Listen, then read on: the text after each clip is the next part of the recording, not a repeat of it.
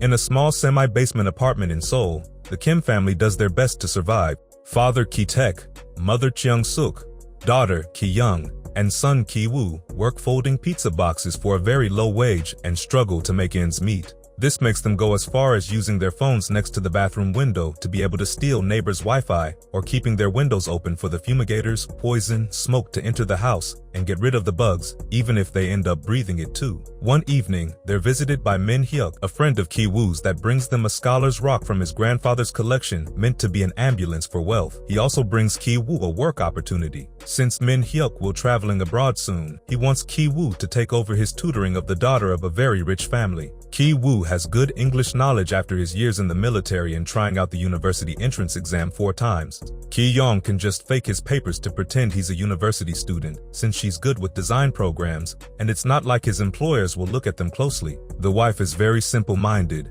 so having Min Hyuk's recommendation should be enough. Wearing his best clothes and with the forged document in hand, Ki-woo goes to the Park family's house, which is on the fancy part of the city. After being allowed inside by the housekeeper, Guk Moon Kwang, he's interviewed by Shea Yen-ju, also known as Mrs. Park. Just as predicted, she barely looks at the paperwork and trusts Min Hyuk's word, but she wants to sit through the first lesson to check Ki-woo is a good, proper man. Ki-woo will be teaching the daughter, Da-hai, who starts off as very shy and gets startled when Ki-woo suddenly grabs her wrist. But since it's only a gesture to comfort her when she's having a hard time understanding the exercise, she quickly softens up to him. Mrs. Park is happy with what she's seeing, so she decides to hire Ki-woo and pay him well. After the first class, he also gets to meet her son, Da-song, who has joined the scouts and is obsessed with playing Indians. Ki-woo used to be a scout too, so he shows understanding. And when Mrs. Park shows him her son's drawings, Ki-woo gets an idea. He begins talking about Da-song's art as if it was truly a masterpiece, and when Mrs. Park mentions she needs a new art teacher because none of the previous ones lasted more than a month,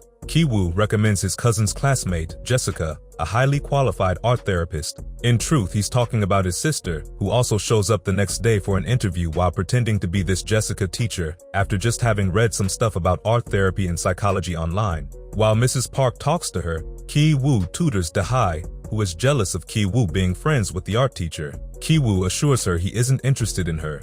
Then the two of them kiss. Back to Ki-young. She convincing Mrs. Park to let her give Da-song his first lesson alone, and by the end of it, she impresses her by showing her how well-behaved her son is now. She also shows Mrs. Park signs of trauma on Da-song's paintings, mentioning an incident he went through during first grade. Convinced her son needs art therapy, Mrs. Park hires Ki-young under excellent pay. Later that day, she also meets the family father, Park Don-yik, who offers his chauffeur Yun to drive her home. Yun insists to take her to her house, but wanting to hide she lives in a poor area to keep up the lie, she asks him to leave her at the train station because she's meeting someone. During that trip, Ki-young gets an idea and takes out her panties to hide them in the car. The Kim family begins eating better thanks to their children's new salaries while planning their next move.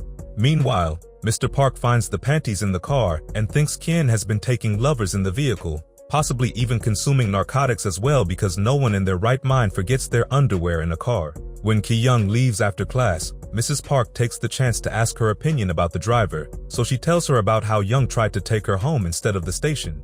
Mrs. Park decides they'll be firing Young under some excuse not to start a scandal, and K-young swoops in saying a mature employee is more trustworthy before recommending her uncle's old driver.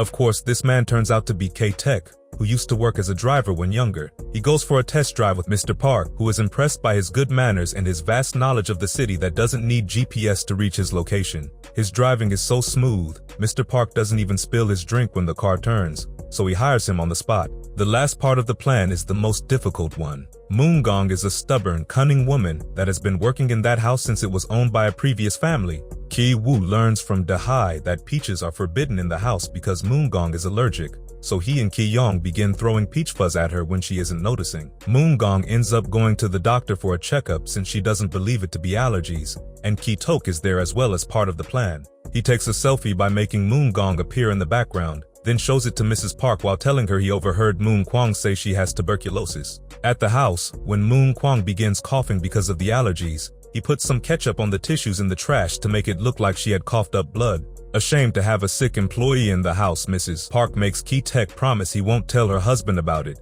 then fires Moon Kwang under some excuse, telling Mr. Park that she quit herself. Mr. Park begins to worry about the lack of cooking and cleaning in the house, so Ki-taek gives him the card of a prestigious agency he almost worked for, giving Mr. Park permission to tell his wife that he got the idea. This agency supposedly provides families with trustworthy employees, but in truth, it's another ruse by the Kim. The phone on the card is a second number Ki-young got for this, and when Mrs. Park calls, she pretends to be a secretary asking for lots of official paperwork. Eventually, Chung-suk is hired as the new housekeeper, and the whole Kim family is in.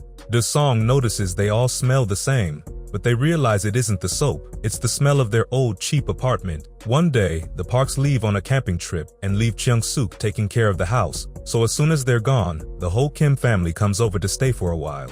They use all the rooms, eat all the food, drink the expensive wines, and Ki-woo even steals Da-hai's diary to read it because he wants to propose to her when she gets into the university. The Kims spend their dinner fantasizing about what marrying into a rich family would be like while a storm rages outside when suddenly someone rings the doorbell.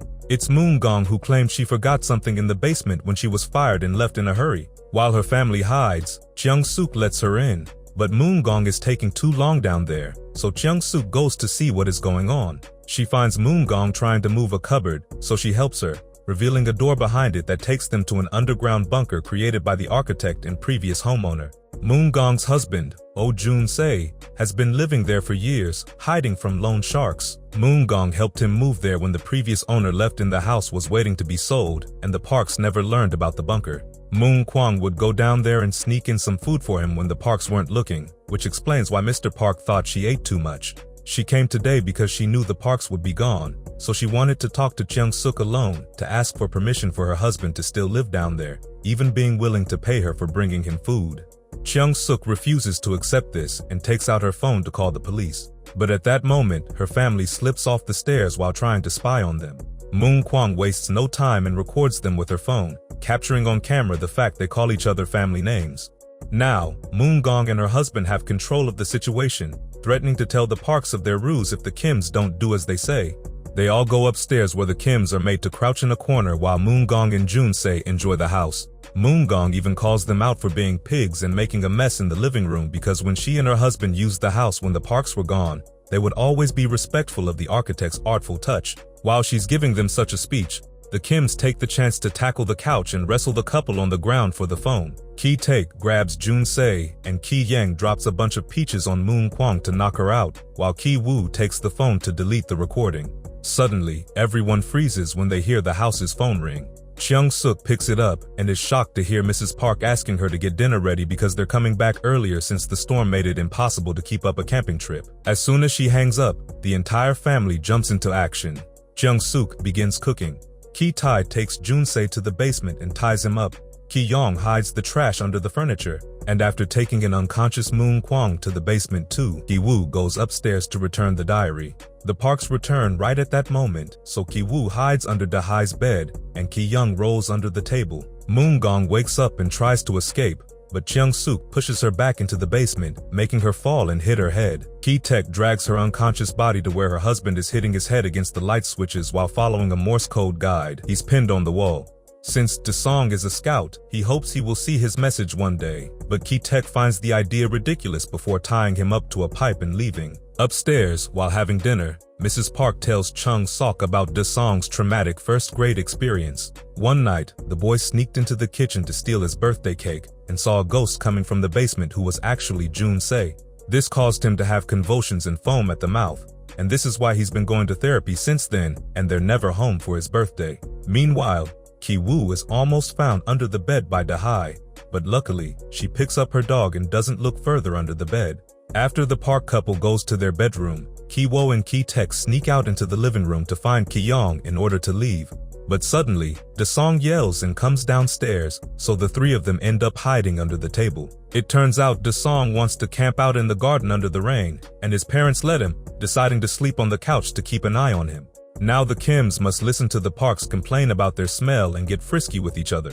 When the couple is finally deeply asleep, The Kims get out of the house and run under the rain towards their neighborhood, which is getting flooded with sewer water. Their apartment is flooded as well, so they retrieve as many belongings as they can before leaving to spend the night in a local gymnasium that opens their doors to poor people that have lost their homes to the storm. Ki-woo has brought the scholar's rock with him, and he hugs it while he sleeps because he's upset to hear his dad doesn't have a plan to deal with the problem they left in the basement. Back in the bunker, Moon-gwang dies from the concussion she got earlier. The following day, Mrs. Park decides to throw an impromptu party for Da-song's birthday, and the Kims must put up their best friendly faces even when they're actually feeling devastated after losing their home. Chung-suk must cook and prepare the tables outside. Ki-tak must drive the parents around to buy all the party supplies while they keep making faces at his smell.